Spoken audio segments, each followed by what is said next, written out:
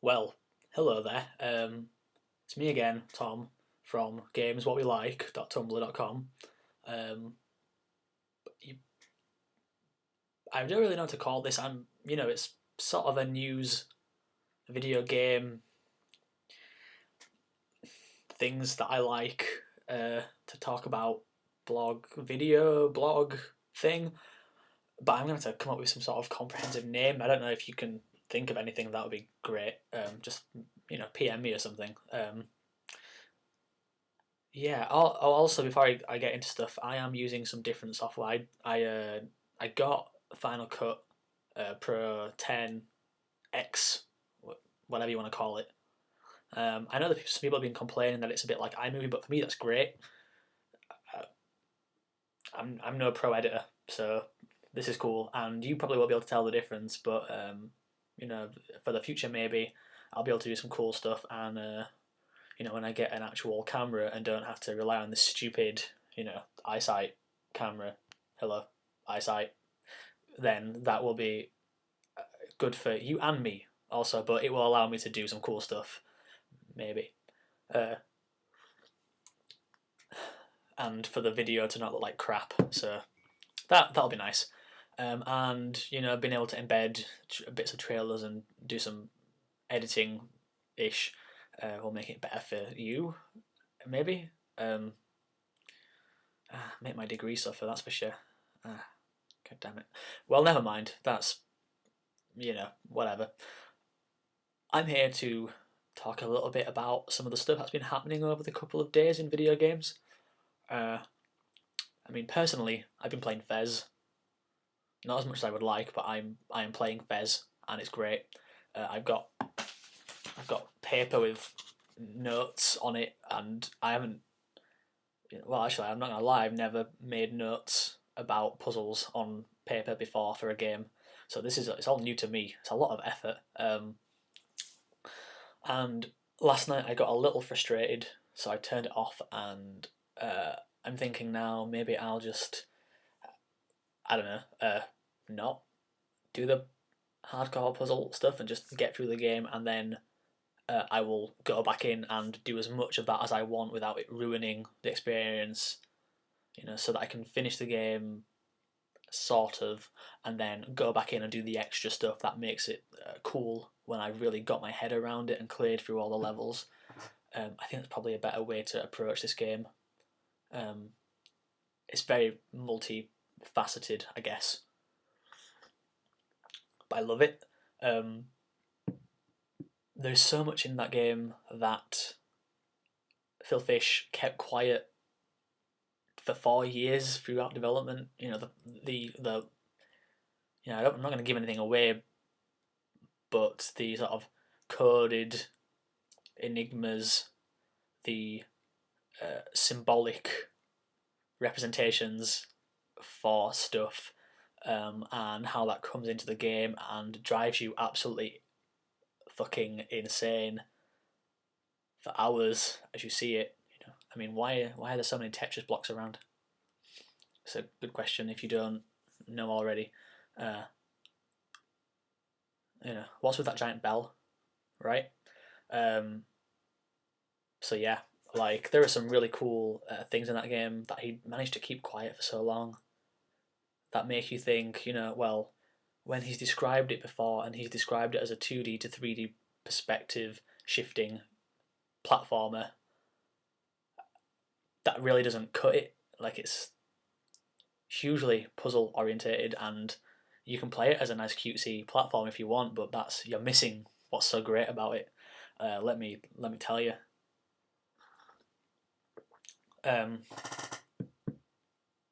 Yeah, but for all that game is really great and well designed and well thought out and smart and awesome, it has just one issue, and that's a frame rate issue, which this video is suffering from right now. I can see.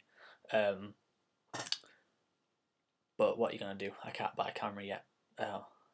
Maybe soon. I might just, yeah, whatever. That game has a style by which it shifts from one location, one area, 2D area, to the next area, which you can see in the distance in the background. And say you go through a certain door in this area that's up close here, the game just sort of shifts forward to that new area, which comes into focus from the background, and it is really choppy. Like the frame rate, it easily drops below 20 frames. It drops into lower than 10 frames maybe per second, and that it kind of breaks it up, particularly for people who don't understand how that game is made. Like for people who don't get that game is polygonal, that they just think it's a nice 2D, almost like sprite based, which is what the game is supposed to be like. That's what makes it so amazing, and he's really done that. I mean, the guys have really nailed that aesthetic, but the fact that everything's polygonal really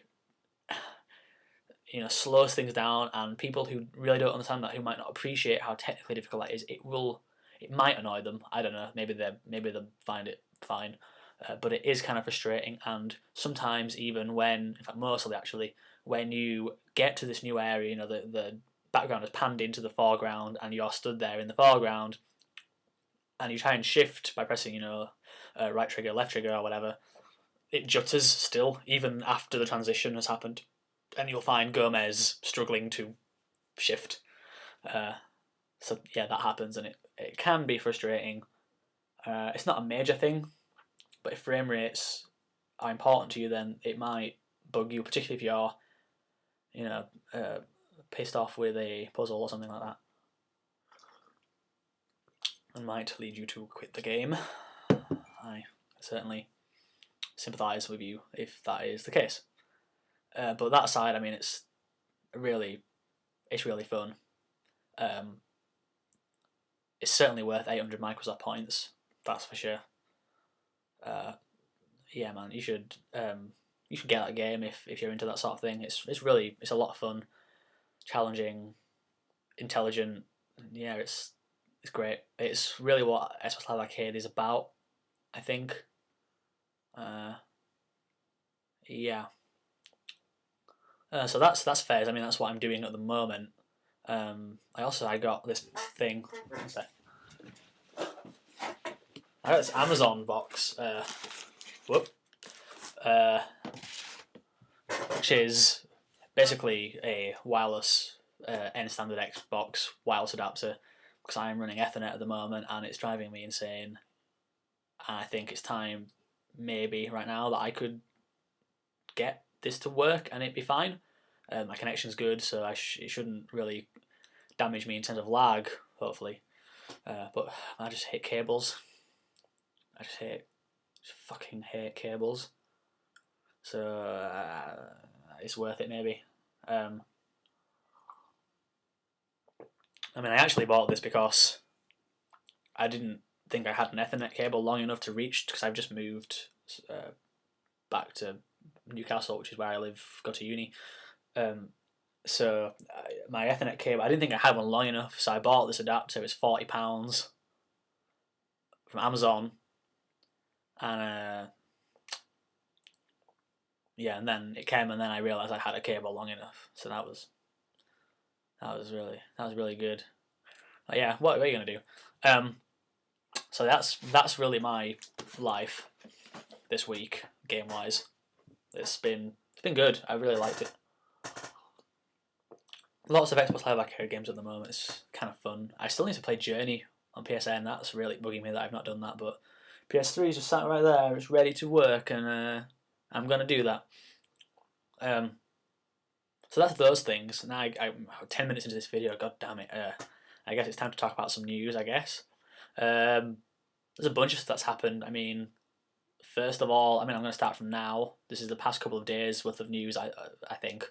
But a bunch of stuff happens. I mean, this game, Dishonored, is published by Bethesda. It's being developed by Arcane. They released a trailer for it yesterday, I think. Last night, whatever. It looks... it looks really good. I don't know where I don't know where to begin. I mean, I'll begin by saying, imagine Assassin's Creed but first person probably, uh, and more brutal and more about revenge and killing. Also, Half-Life 2. That I mean, that's to me that seems the core of it. Basically, you're in the cell at the beginning of the trailer, and this thing says basically offers you a second chance for you to go out and murder everyone who's done this to you, who's probably set you up or something. The camera pans to the outside, and you're in this sort of Half-Life esque fucking dystopian city. There are these weird creatures that look like the stalkers from Half-Life, and they're I don't know. It looks really cool. I mean, it's setting us the background of this sort of plague as well. So the timeline, I really don't understand. It's sort of an alternate history timeline with mechs and machines and evil dudes in suits, and you run on the roof of buildings in first person, parkour style, and then you jump down and kill a guy who stood beneath you with a knife. You go and you stab him in the face, and that's really cool. And then you can slow down time. You go, and that happens, and then you kill a guy with a knife. The bad guy's British as well, so obviously, as we all are, evil, and the Americans do like to sort of piss us off. I guess they're just bitter. We are, I don't know, infinitely better than they are. But yeah, I'm only joking. I like Americans actually a lot. They have a better command of English, I think. Or you do. I don't know if you're American, whatever, watching this. The word fall is much better than the word autumn, I think. I think fall is more romantic. It really depicts the romance of autumn or fall, that season. I don't know, whatever. But that game looks stunning, and with Bethesda publishing that game, they've been able to pump some money into the studio. The production values, there are only very small snippets of gameplay, lots of very sort of procedural animation, but it looks like it's going to have very high production values. Man, that game looks sick. Basically, I think it's going to be really good, and I'm really looking forward to playing that game whenever it comes out, whenever that is, on whatever that is going to come out on. So, speaking of release dates, this is a really bad segue, but because I'm not going to actually mention any release dates now, that's really bad. But basically, Shigeru Miyamoto, he came out and he announced a couple of things to a Spanish newspaper yesterday called El Mundo. El Mundo, or El Mundo, I don't know how to pronounce it, but it looks like a Spanish newspaper. So it is a Spanish newspaper. I know it's a Spanish newspaper. Anyway, this is beside the point. He announced two things. He said that there will be Pikmin 3, and he said that there will be a new Super Mario Brothers game on Wii U. He also said that they will be both shown or properly announced or featured or depicted in some way or explained, I don't know, at E3 in June. So look for that, I guess. I mean, when the Wii came out, people were looking for Pikmin 3. And me never having a GameCube, I think I missed out on Pikmin in a big way. I think I really want me some Pikmin, and I wasn't planning on getting a Wii U, but well, this may change things. Another waste of money. It's very frivolous of me, but whatever. Kind of need stuff, new toy, I think, at this point. So whatever. I'll get one. I'll get one on release date. But man, I'm excited. I don't know. Shigeru Miyamoto, he said he was going to work on some smaller titles. So, but if by smaller titles he means Pikmin 3, that's okay. But I mean, it's one of the most anticipated releases or re-releases of a franchise, a Nintendo franchise. I think for the past 10 years. I don't know, since since the last Pikmin game, so not 10 years, but you know what I mean.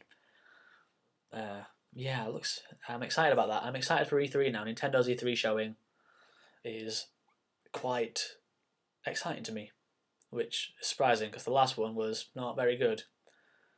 In fact, they've all been disappointments for the past couple of days. But let's not get into that. Also, I might ruin some friendships by saying that.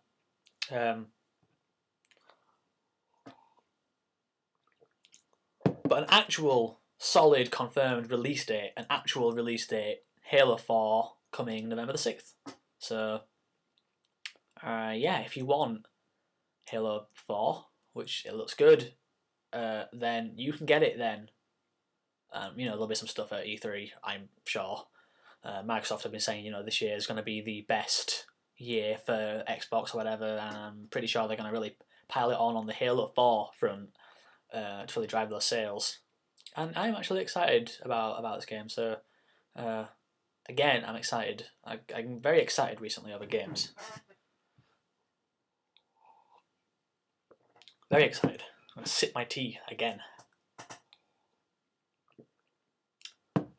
Yeah, Halo 4, that looks good.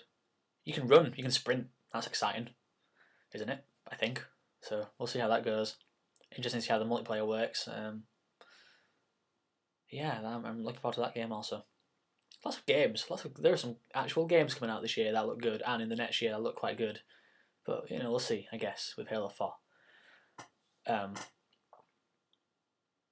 It makes me wonder when they're going to announce Gears 4. I'm sure that's not very far off. In this E3?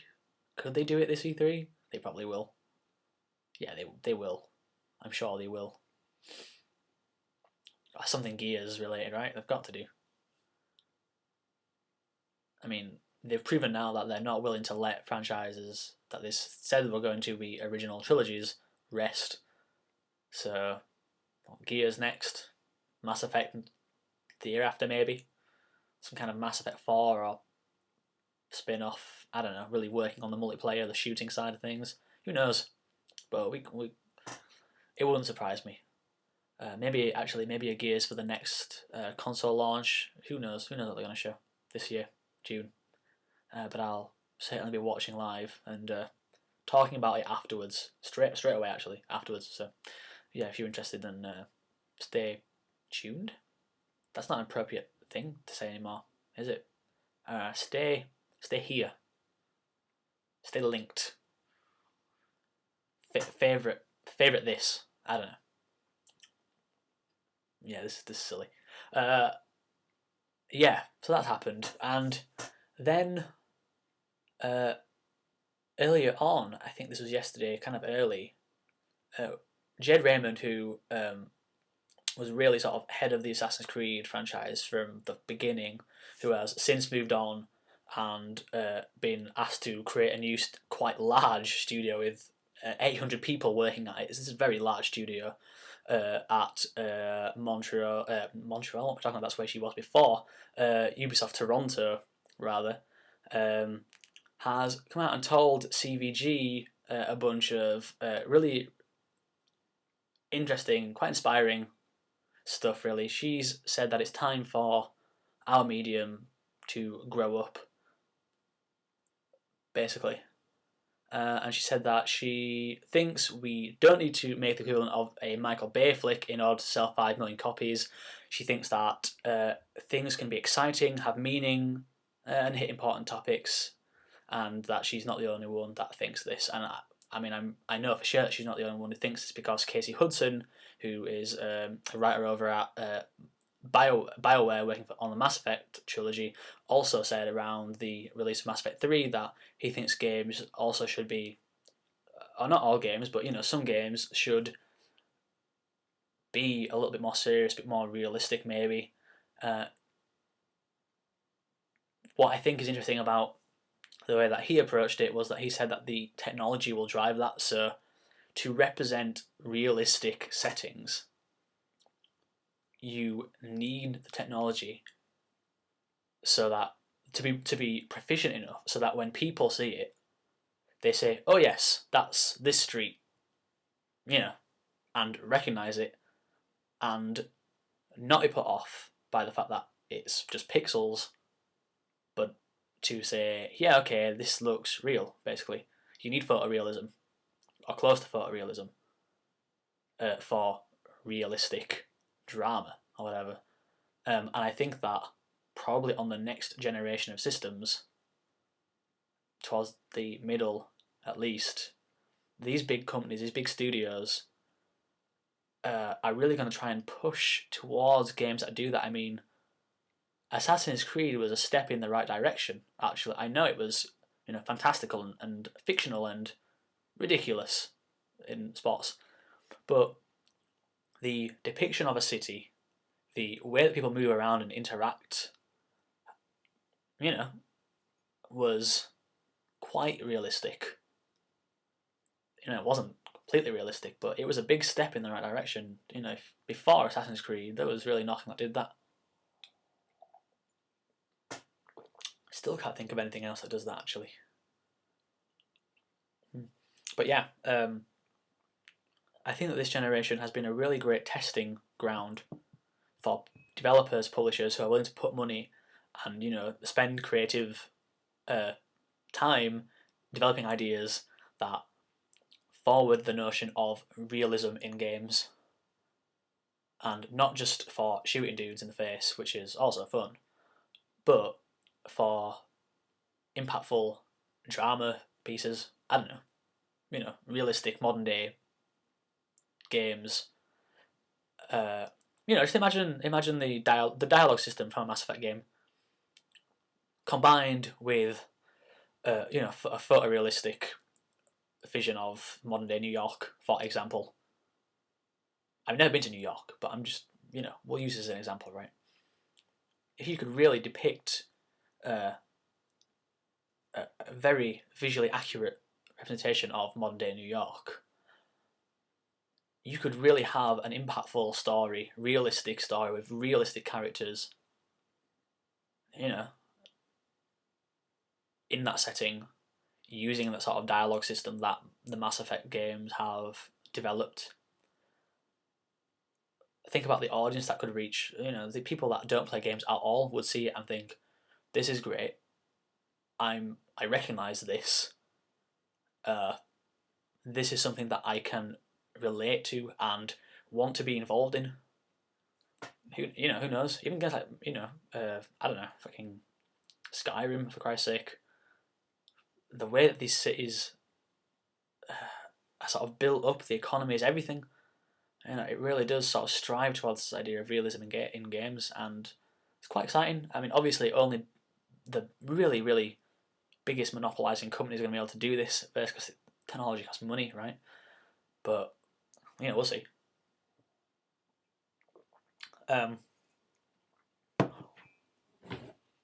Yeah. So Jade Raymond's comments yesterday really struck a nerve with me, and I'm excited to see what she comes up with, because I know she's working on something very hard with her 800 people. I don't know what.